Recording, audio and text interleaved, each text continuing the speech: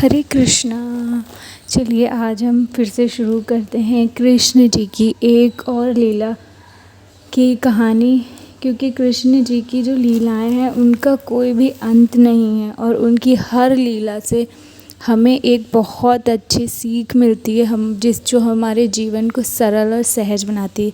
तो शुरू करते हैं आज श्री कृष्ण जी की एक बहुत ही अनोखी लीला। हरे कृष्णा।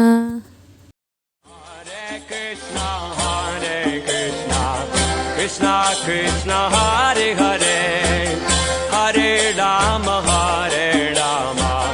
राम राम हरे हरे। हरे कृष्णा। आज की कहानी है श्री कृष्ण जी की रणछोड़ बनने की कहानी। भगवान श्री कृष्ण का जन्म कंस का वध कर समस्त पृथ्वी लोक को उसके अत्याचारों से मुक्त कराने हेतु हुआ था।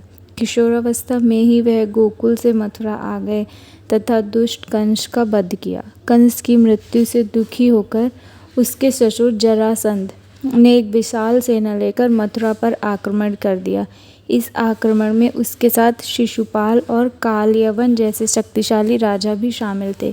जल्दी ही सेना मथुरा जा पहुंची और मथुरा की राजसभा में श्री कृष्ण तथा बलराम जी को सेना को सौंपने का आदेश भेजा गया। इस युद्ध को टालने तथा मथुरा के निर्दोष नागरिकों को बचाने के लिए भगवान श्री कृष्ण जी ने रातों रात वहां से सैकड़ों किलोमीटर दूर समुद्र में एक नगरी बनाई, जिसका नाम द्वारिका रखा गया। अपनी माया से उन्होंने समस्त नागरिकों को, उनके पशुओं को, संपत्ति को नींद में ही नई नगरी में पहुंचा दिया। अगले दिन सूर्योदय के समय कृष्ण जी तथा बलराम जी जरासंध की सेना के सामने जा पहुंचे और उसे लड़ने के लिए चुनौती दी।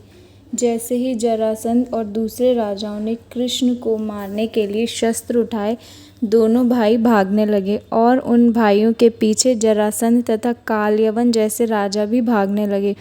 कुछ ही देर में दोनों भाई बहुत आगे निकल गए और उनके पीछे केवल मात्र कालयवन रह गया। उसे देवताओं ने वरदान दिया था कि उसकी हत्या किसी अस्त्र या शस्त्र से नहीं होगी। ऐसे में वह निर्भीक था और लगातार श्री कृष्ण जी का पीछा करते हुए एक गुफा में जा पहुंचा। गुफा में राजा मुचुकुंद सो रहे थे, जिन्हें इंद्रदेव ने वरदान दिया था कि जो भी उन्हें उठाएगा वह उनको देखते ही जलकर भस्म हो जाएगा। वहां पहुंचकर कृष्ण जी ने सोए हुए मुचुकुंद पर अपना पीताम्बर डाल दिया और स्वयं छिप गए।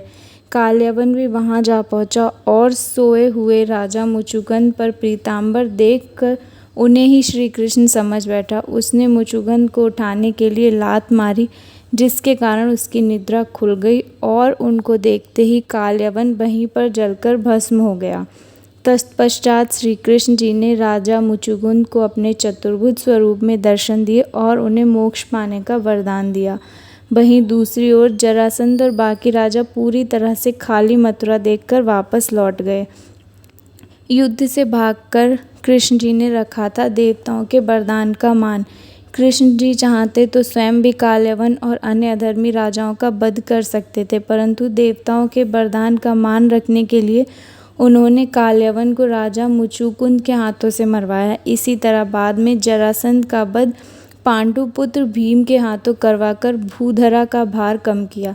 इस तरह श्री कृष्ण जी ने दिया दुनिया को उदाहरण। इसी कहानी के बाद श्री कृष्ण जी के नाम के साथ हमेशा रणछोड़ जोड़ दिया गया। कृष्ण जी की ये कहानी से हमें सीख मिलती है कि जहाँ कहीं हमारी ताकत की ज़रूरत ना हो, वहाँ हमें अपनी ताकत का अनावश्यक प्रदर्शन नहीं करना चाहिए। इस तरह हम अपनी शक्ति को खर्च करते हैं। तो हमें इस कहानी से ये सीख मिलती है कि हमें जहाँ अपनी शक्ति को खर्च करना है, हमें वहीं अपनी शक्ति खर्च करनी चाहिए और हमें अपनी बुद्धि और विवेक के साथ काम करना चाहिए। अपने विवेक को हमेशा जागृत रखकर ही कार्य करना चाहिए। हरे कृष्णा। कृष्णा कृष्णा हरे हरे, हरे राम